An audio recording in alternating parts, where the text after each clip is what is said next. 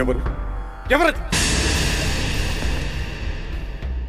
నీలకంఠుని దర్శనం కోసం నిష్ఠాగరిష్ఠుడనై తపస్సు చేసుకుంటున్న నా ముఖం మీద నీళ్లు చల్లి నాకు తపోభంగం కలిగించి ఇన్నేళ్ల నా తపఫలాన్ని బూడిదలో పోసిన పన్నీరును చేసినదెవరు? ఎవరు ఎవరు?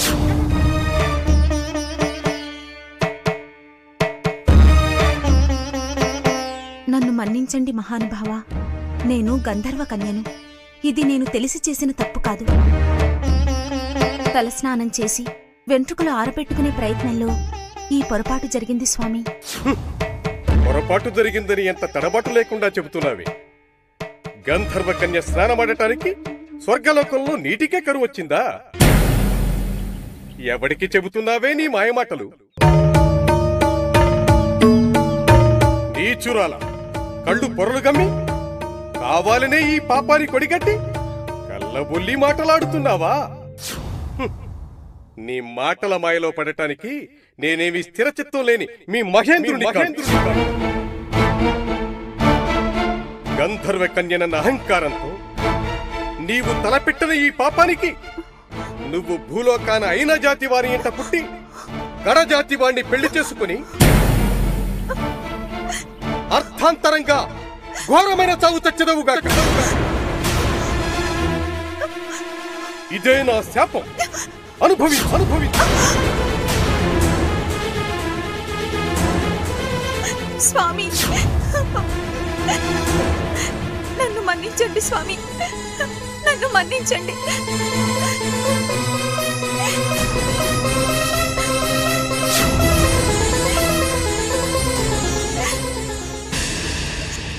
స్వామి, భూత భవిష్యత్ వర్తమానాలను ఏకకాలంలో దర్శించే జ్ఞాననేత్రం గల సాధు పుంగవులు మీరు నన్ను మాత్రం ఎందుకు అపార్థం చేసుకున్నారు స్వామి?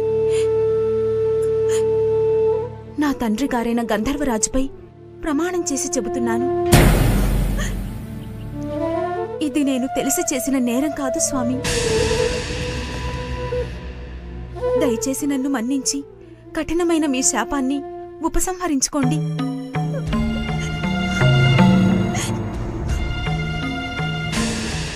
చూడమ్మా, వింటి నుంచి వెలువడిన బాణాన్ని, నోటి నుంచి వెలువడిన శాపాన్ని ఉపసంహరించుకోవడం అసాధ్యం. అకారణంగా నా నోటి నుంచి ఏ మాట రాదు. వచ్చిందంటే ఖచ్చితంగా దానికేదో బలమైన కారణం ఉండకపోదు. భూలోకాన కడజాతి వాణ్ణి చేసుకున్నా చివరికి నీవు నీ గంధర్వలోకాన్నే చేరుకుంటావు. నడుమ జరిగే ఈ 4 రోజుల నాటకంలో నీ పాత్ర నీవు పోషించక తప్పదమ్మా. యశో ప్రాప్తిరస్తు.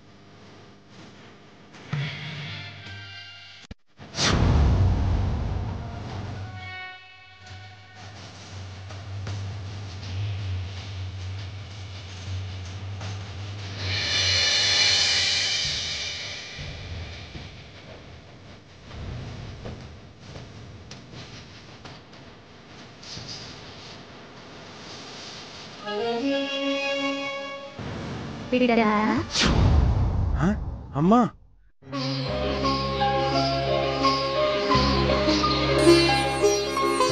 ఇన్నాళ్ళ కరుణించావా తల్లి?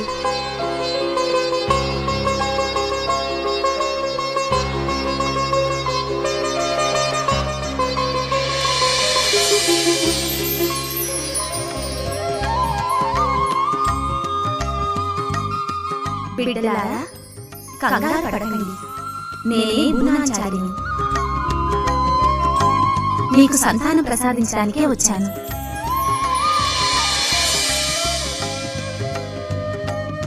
అమ్మా నాగమ్మ, ఈ ప్రసాదం తీసుకో.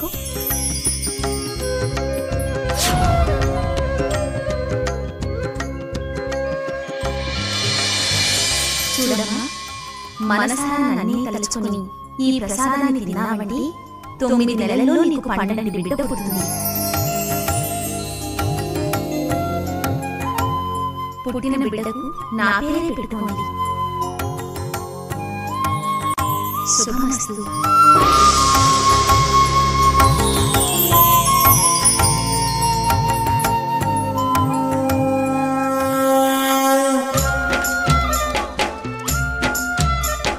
భూనాచారి దర్శనమిచ్చి సంతాన భాగ్యాన్నిచ్చిందని ఆనందంతో అన్నదానములెన్నో చేసి ఇల్లును చేరి